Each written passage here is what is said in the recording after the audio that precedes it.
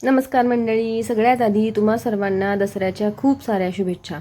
आज दसऱ्याचा दिवस, शाळेला सुट्टी होती. सकाळी उठून पुरणाच्या पोळीचा मस्त छान स्वयंपाक करून घेतला. पापड तळून घेतले, कुरडया, भजी असे सगळे पदार्थ तळून मस्तपैकी कटाची आमटी करून खीर केली आणि नैवेद्याचं ताट तयार केलं. काल ही फुलं आणली होती झेंडूची. ही आपल्याच घरची फुलं आहेत. ह्या फुलांचे छान असे हार करून घेतले, घराला तोरण बांधलं, रांगोळी काढली आणि मस्त अशी देवपूजा करून घेतली.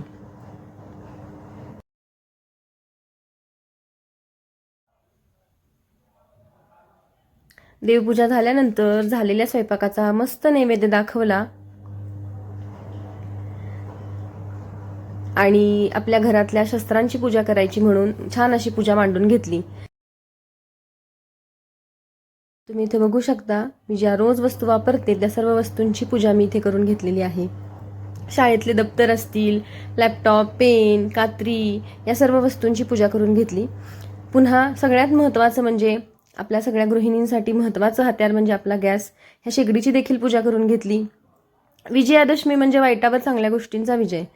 तर या विजयादशमीच्या तुम्हा सर्वांना खूप साऱ्या शुभेच्छा. पुन्हा भेटूया अशाच एका मिनी ब्लॉगमध्ये. धन्यवाद.